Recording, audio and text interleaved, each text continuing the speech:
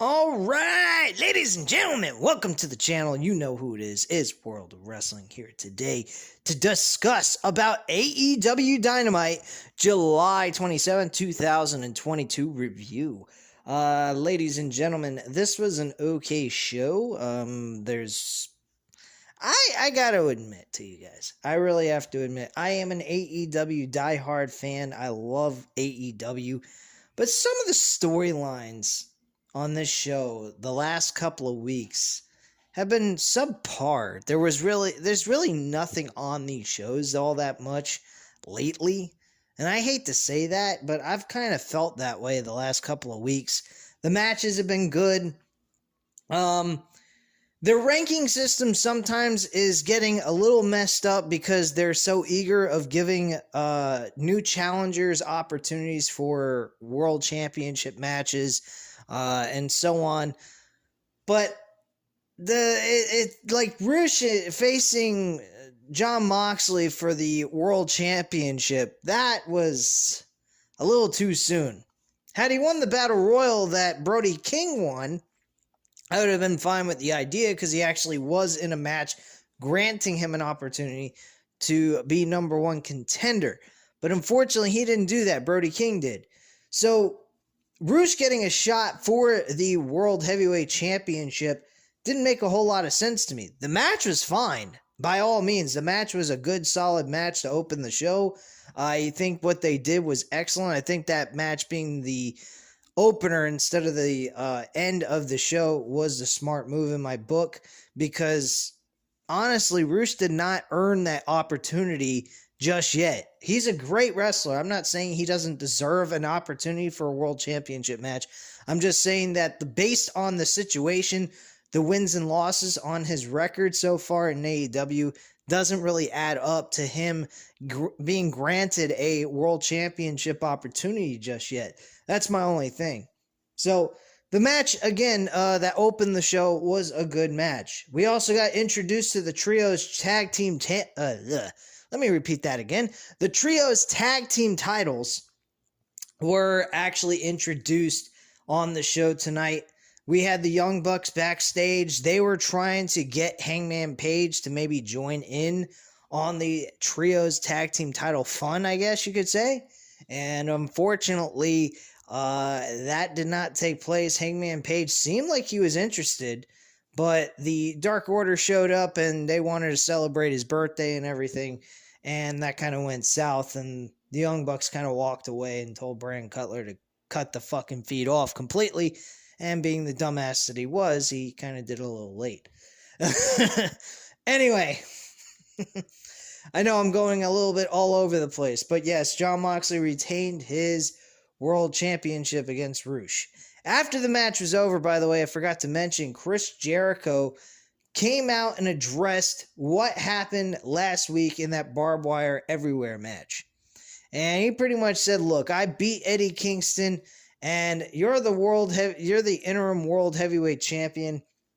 And honestly, I have not requested my World Championship opportunity in over 2.5 years. So at this point in time, I think it's time for us to go at it 2 weeks from now, which is going to take place on August 10th.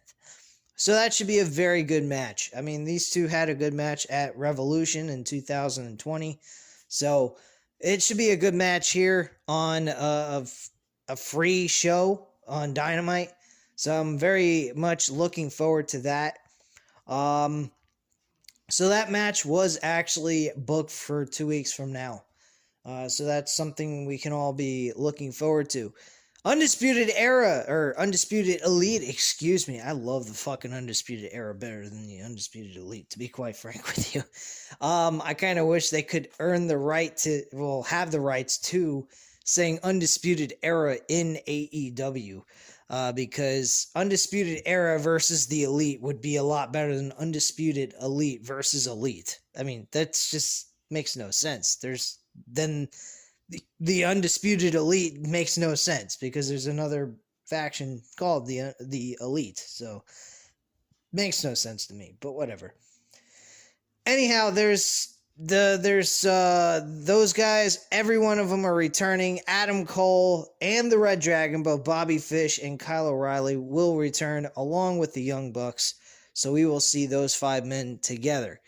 Is there a possibility that Kenny Omega may show up on August 3rd's episode? Who knows? He might show up, he might not. Again, like I reported last week, I think it was on Random Wrestling Talk episode number 26.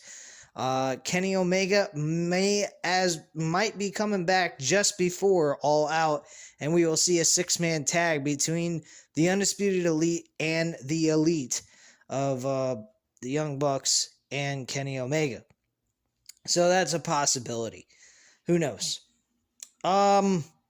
So another match that occurred on this show is Ricky Starks going against Danhausen. This match was not that bad. It was short though. This granted Ricky Starks the ability to say, "Hey, I'm gonna go in another match for my FTW Championship to prove to you all how good of a performer I truly am." Out comes Hook. Hook gets his first championship run of all time. He actually defeated Ricky Starks in a good and entertaining matchup between these two guys. They did an excellent job together. Very fun, entertaining shit. So Hook wins the match by submission with a rear naked choke and makes Ricky Starks forced to tap out. At that point, we had Ricky Starks interviewed after, I believe there was a commercial break, and then Ricky Starks was interviewed by Tony Schiavone. Tony Schiavone asked him, "So after losing the FTW Championship, how do you feel about all this?" He goes, "Hey, I've made the FTW Championship relevant. No, it may not be an AEW Championship belt, but I made it relevant on this show where people are actually interested when they see me wrestle with that title on the line." He said, I don't think he had any hard feelings towards Hook. I think he was happy for Hook winning the match. If I guess you could say if anyone was to beat him for that title, he'd rather be Hook than anyone else. And he pretty much stated that he is a guy that is ready to go. He really cut a face promo in this on this segment. In this segment, I should say. But it was very interesting how his character has shifted so much. And then Will Hobbs actually attacking him and betraying him was another shocker. Which I guess you could say isn't surprising based on the promo that Ricky Starks was cutting. So at that point, Will Hobbs kind of just did a spine buster maneuver and stood tall above Ricky Starks at that point, and that's how that segment ended. I hope to hear from Will Hobbs on why he made this turn. This should be something that we should all be interested in hearing about. This could be a good storyline built between these two guys. Why they split them, I have no idea. That really didn't make a lot of sense to me. And Team Taz seems like they're fucking done. I mean, we got Taz on commentary week after week now. So it's kind of, a little strange. So the next match on this card was Sammy Guevara and Dante Martin. Sammy Guevara and Dante Martin actually had a good wrestling match here. This was a very good matchup with some spot fest taking place throughout. What do you expect? These two guys are high-flying acrobats in professional wrestling, and they delivered on this match. This was a fun little match. Sammy Guevara ends up winning the match at the end of the day, and at that point, I think Dante Martin might have suffered a minor sprain to his knee. He might have gotten some kind of minor injury, I think, or he might have been acting out as if it was an injury, but it really wasn't. So, I mean, it was a good matchup nonetheless. Sammy Guevara, unfortunately, beats Dante Martin. Dante Martin, unfortunately, has just been losing big matches here. He needs something very important that has some substance. His promos, he's getting a little bit better. He actually did cut a promo tonight that I think was a pretty solid one as well before this match took place. And I don't have too much, criticism to give about that. Just needs to continue to prove with each and every promo. He needs some kind of swagger to him. He needs some kind of charisma to him. He's missing that. But his promos are getting slightly better. I have to admit that. This promo tonight he did an excellent job with compared to his other promos in the past. So kudos for Dante Martin's mic workability. So I'll give him that for tonight. Wrestling-wise, as usual, he's always performing at a very high level and very entertaining at what he does. So Sammy Guevara and him killed it the way they're supposed to, and it just went very well overall. So moving on to the next segment, we had a segment with Sanjay Dutt, Jay Lethal, and Singh. This actually was a bit weird. Chuck Taylor and Trent Beretta and Orange Cassidy were wearing a rainbow-colored clothing, tie-dye clothing, I guess you could say. They were like 60 feet away from him, I guess you could say, in the backstage area by where the parking lot was, I believe it was. And this was actually really weird, to be quite frank with you. Sanjay Dutt's standing there. He's saying that Jay Lethal's being choked out by Samoa Joe was an illegal choke and that he should have never really lost the match at the end of the day. But unfortunately, that is the case. They have some beef with the Best Friends, and Sanjay Dutt went on a tantrum pretty much vented here in this segment, stating, hey, man, we are best friends. We've been together for quite a while now. We actually are true friends. You guys aren't shit. And yada yada, he's talking about them. They hear it from where they are, and they come storming over, and they say, well, why don't we do this? How about on Rampage we do a 6-man tag team match? You, Singh, Jay Lethal, Singh, and you, Sanjay Dutt, who actually hasn't wrestled in a pretty long time now. So how about we do a 6-man tag team match? And Sanjay Dutt says, oh, you don't think I can wrestle anymore? You don't think I can wrestle? You're on. And after they left, he goes, oh my God, what was I thinking?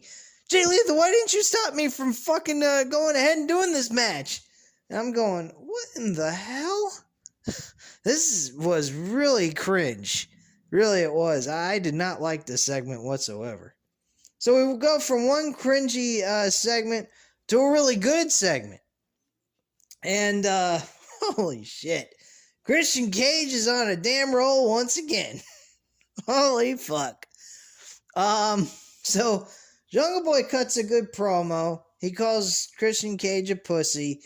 This really was a little odd, though. Luchasaurus still hasn't explained why he reverted back to Jungle Boy at this point, and why originally he turned on Jungle Boy in the first place. So none of that was explained in this segment, which is a little bit of a missed opportunity by AEW to do a good job with perfecting a good storyline here. So this was a little bit of a drop ball by them, by creative end. But the commentary back and forth between Jungle Boy and Christian Cage was unbelievable. So Christian, he went ahead on, Jungle Boy went on Christian saying, hey, I know you're a pussy, and he mentioned something about his ex-wife because they recently had a divorce. He addressed the reason why Christian turned his back on Jungle Boy was because of a battle royal they had a year and a half ago, which he found to be very, very weak reason to why he actually turned on Jungle Boy, which everybody else was feeling the same way, that creative and AEW felt that this was the best reason to give for why Christian turned on Jungle Boy, which made absolutely no sense to me either. but that was the direction they went with. But their commentary between the two of them has been great. I really enjoyed that. And Jungle Boy, again, like I said, addressed the divorce that Christian Cage is now facing at this point in time, or has already faced at that point in time. Whatever. You got my drift here. And Christian interrupts him. And he says, you know what? You know why I left that black leather jacket on top of you and I draped that over you? And he says, I basically wanted to cover you up. Well, the next time I cover you up, it's going to be with a body bag. And then I'm going to put you next to your father's grave and bury you. So basically he was saying he was going to bury Jungle Boy in a pro wrestling terminology here. Wow. Excuse me, guys. I'm extremely tired. I've had a long fucking day working and whatnot. So if I sound a little sluggish and I'm kind of slipping up on my words, I do apologize. Anyway, moving on from that.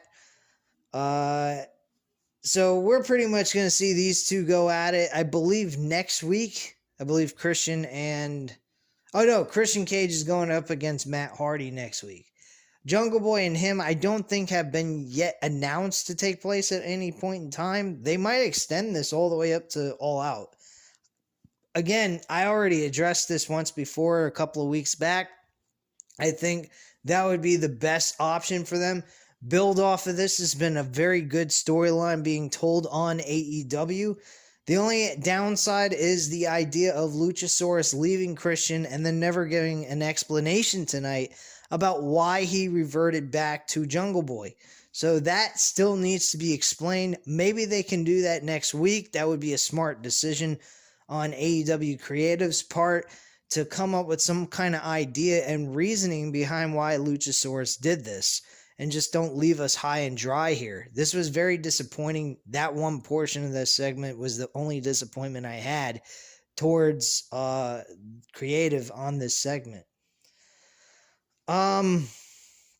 So we move on to a match with Swerve Strickland against Tony Nese and Mark Sterling. Mark Sterling and Tony Nese try to win this matchup, but unfortunately, Mark Sterling suffers a drive-by kick by Swerve Strickland, and Swerve Strickland gets the 1, 2, 3. Matchup itself was pretty solid. I mean, nothing extraordinary took place. I think it was okay at best. But it had a decent amount of time, I'd say about almost 10 minutes, I would say. With a 2-minute time span of commercials within the match. So we got at least 6 minutes maybe, or just slightly more than that. I watch in picture, but I rarely ever do that anyway, guys. I really don't. I don't watch it in picture. So then after the match was over, Swerve Strickland is celebrating in the ring. He's happy. He's holding his tag team championship up high. And all of a sudden he turns around and he's looking at the Titantron and he sees that Keith Lee backstage was knocked out by none other than Josh Woods from Ring of Honor. I was like, what? They're bringing Josh Woods into this show? That's not bad. Josh Woods and Keith Lee? Maybe they got a partner for Josh Woods. Maybe Silas Young. Those two were actually a team at one point. So we could see Silas Young and Josh Woods get a little action with the tag team champs. I wouldn't say have them challenge for the tag team titles. That would be fucking retarded. They haven't done anything on the show. Or maybe they just have a singles run for Josh Woods on the show. Who knows? But he's a good wrestler. I've seen him wrestle before in Ring of Honor, before they were bought by TK. And he's not bad. He has some talent, and he's pretty entertaining overall. So an explanation needs to be made by them on that. We also had Malachi Black and Brody King hyping up the two matches that might be taking place in the future. One is Brody King and Darby Allin. There will be a coffin match and pretty much he wants to put Darby Allin into a coffin and end him and bury him alive. So that is pretty much what Brody King had to say there. Malachi Black, though, he cut a very... Let me correct myself here. Brody King was actually funny in the way he responded to Darby Allin and his challenge. I thought was great the way he introduced that idea. So I thought that was funny. And Malachi Black with his commentary about Miro and him serving a throne and him actually becoming part of the throne, reigning on the throne basically, and saying that God and the devil are like one and the same. And in a way they kind of are, but in opposite, they're kind of polar opposite from each other. In the sense they have very strong powers, very influential, you know, but they're polar opposites from each other. That's kind of the situation with God and the devil. And he's kind of like twisting things and trying to convince Miro to join the House of Black. I was going to say the Black House. The House of Black. Got it backwards. The House of Black. And I thought that was kind of interesting. Very, very unique, little conveyative salesman way of convincing someone to join your group. And Miro has been hinting of an idea of he might join the group. I don't know where they're going with this, but it seems a little bit interesting despite the fact we don't actually get to see them on television physically in the middle of the ring making present appearances or actually doing a match of any kind. But I am enjoying the commentary between these two guys.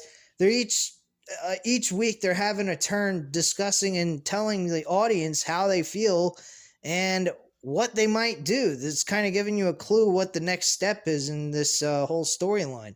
So there's two paths they can go on, and it all depends on which way they go with this. I hope Miro stays with the Lord and stays the Redeemer and kicks Malachi Black's ass, and we see Miro go on a winning streak for a while. There is the other thing. I do like Malachi Black. I think he's an excellent wrestler. I enjoy his wrestling ability. His viewpoints, not so much, but hey, it's not really all about having the same viewpoints. It's based on what you can do in the ring and are you entertaining to watch, and he definitely has those qualities. He can entertain a wrestling crowd. And he definitely has a presence. He's very intimidating in certain aspects. The way his entrance is, he's very good. He's very skilled in the ring. He knows how to do MMA stuff in the middle of the matches, which is excellent. That I enjoy watching a little MMA wrestling take place on the show. It definitely did tonight with Bryan Danielson and Daniel Garcia. So that was very entertaining to watch, which I'll get into in just a few short moments. So yeah, I definitely enjoyed the segment by Brody King and Malachi Black tonight. I thought they did a great job with this segment. Moving on, we had a matchup with Thunder Rosa and Yakima Yakamatuja. Give me 1 second. Hold on. Okay, so Thunder Rosa's opponent was Mayu Yamashita for the AEW Women's Championship. This match between Thunder Rosa and Yamashita was actually not that bad. I think I'm pronouncing her last name correctly. If I'm not, I do apologize. I mean, this is Japanese foreign name, so I'm not particularly great at pronouncing every single name that appears from Japan. So I kind of need to learn how to pronunciate the names properly. Anyway, this was average. I mean, there was really no excitement here. Thunder Rosa tried her best to give the audience something to cheer for with a little bit more aggression. She was definitely screaming into the into the camera and getting really up close and personal with the camera itself. which I found very amusing. I thought that was a nice little touch to the match to bring some intensity to it. But it really kind of fell flat. It didn't really give me that kind of energy I'm looking for a women's matchup. I mean, the wrestling wasn't bad, but then again, when you see good wrestling every single match and you're not seeing any kind of major substance being involved, like some kind of rivalry being built up between two performers, it really gets very dull. And this match felt dull. There was nothing going on here. There was no friction between the two characters. It was just simple, everyday competition, friendly competition. At the end of the match, when Thunder Rosa won, she went ahead and shook Yamashita's hand. And that's it. That's all we got. There was no interference by anybody, nothing. We didn't see no Jade Cargill on the show, by the way, nor Chris Statlander or Athena. We didn't see Wardlow on the show, which was very weird. Last week he cut a promo about gonna bust everyone's ass who challenges him for the title, and yet he hasn't appeared in the last 2 weeks since he faced Orange Cassidy for his TNT championship. I'm not getting that. That makes no fucking sense. But hey, it is what it is, I guess. So what else was I going to talk about? So I guess at this point, it's just the main event with Bryan Danielson and Daniel Garcia, which was the last segment on the show. This was a fucking superb matchup. I mean, an amazing matchup. Daniel Garcia should be thanking Bryan Danielson for helping him get to such an amazing match. This was awesome. Both of these guys were good. I'm not just giving all credit to Bryan Danielson. Daniel Garcia earned his stripes in this matchup. He went toe-to-toe with one of the best performers in the game today, and he delivered as well as Bryan Danielson did. These two guys killed it. This was a fucking awesome matchup. Very good main event. There was a lot of friction between these two guys. They have a rivalry being built up. I love it. I think the decision on giving Bryan Danielson, holy shit, I'm calling him by his fucking slave name. What the hell's wrong with me? But Bryan Danielson ending up losing to Daniel Garcia was very surprising. I mean, I was actually kind of hoping that Daniel Garcia was going to win, but at the same time, I said to myself, wait a second, Bryan Danielson's making his debut back to AEW. Why would they make him lose? Well, they made him lose in a kind of a screwjob fashion here. He ends up getting distracted by Jake Hager, who later on is shown the person that was underneath the apron holding his leg down and preventing him to move forward and then help Daniel Garcia get the edge on Bryan Danielson and get the submission hold locked in, causing Bryan Danielson to basically pass out. He didn't even tap out. He passed out. He suffered a major cut, I believe, just above the bridge, by where the bridge of the nose and the eyebrows kind of intertwine with each other.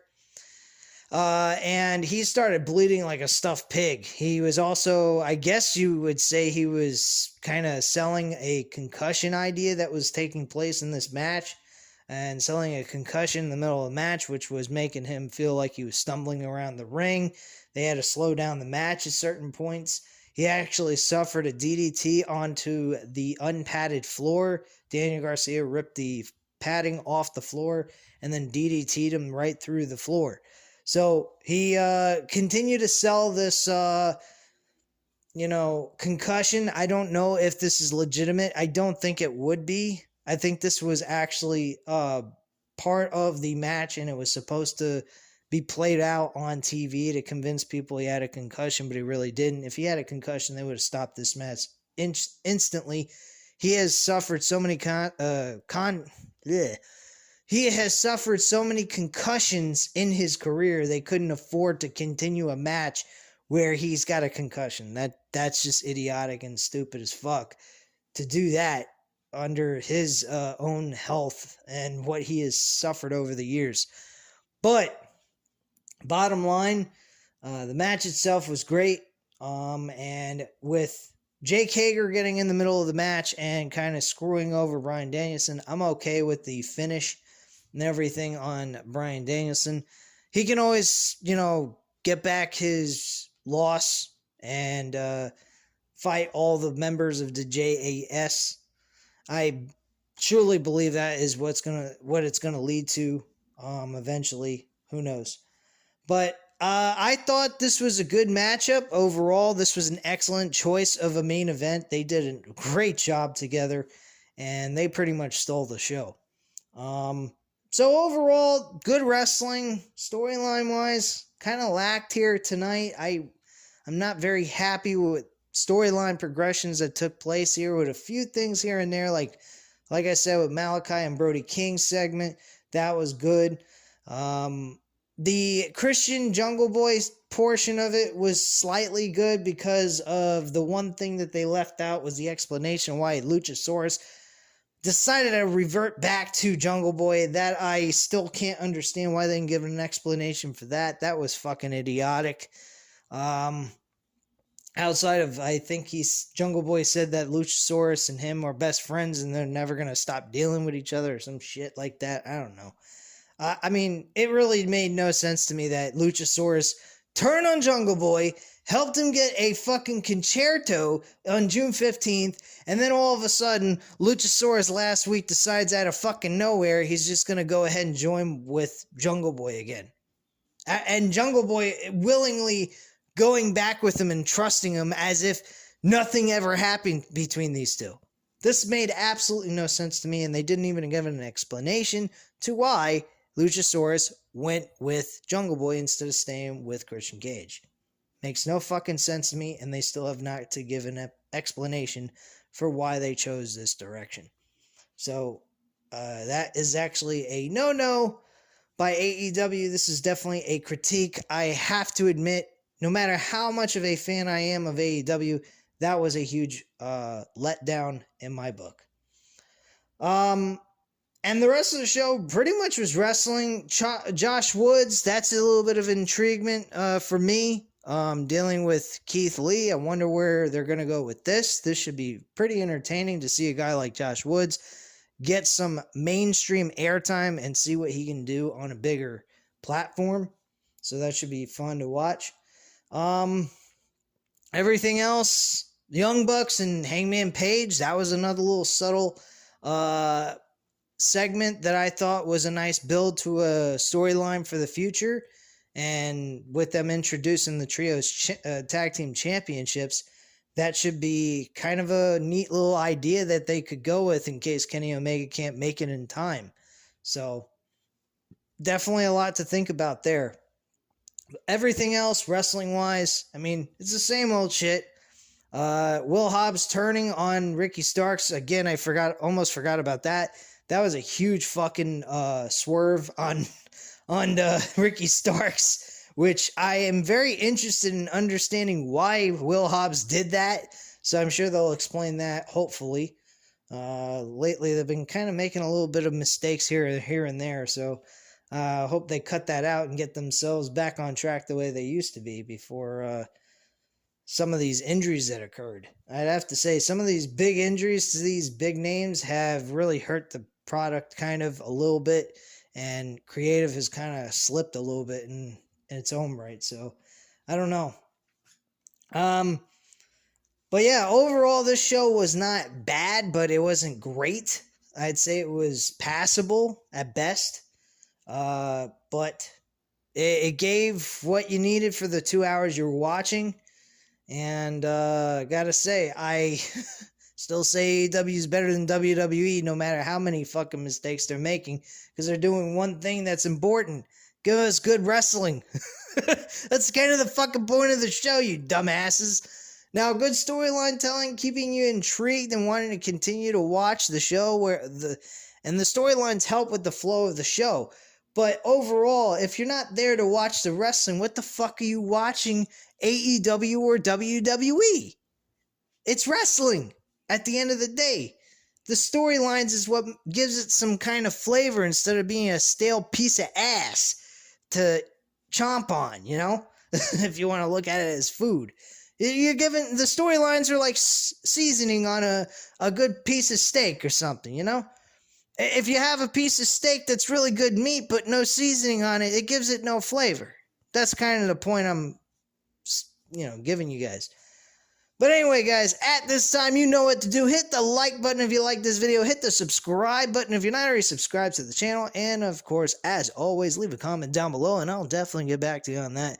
I thank you guys very much for watching, and have a great night, guys. Bye.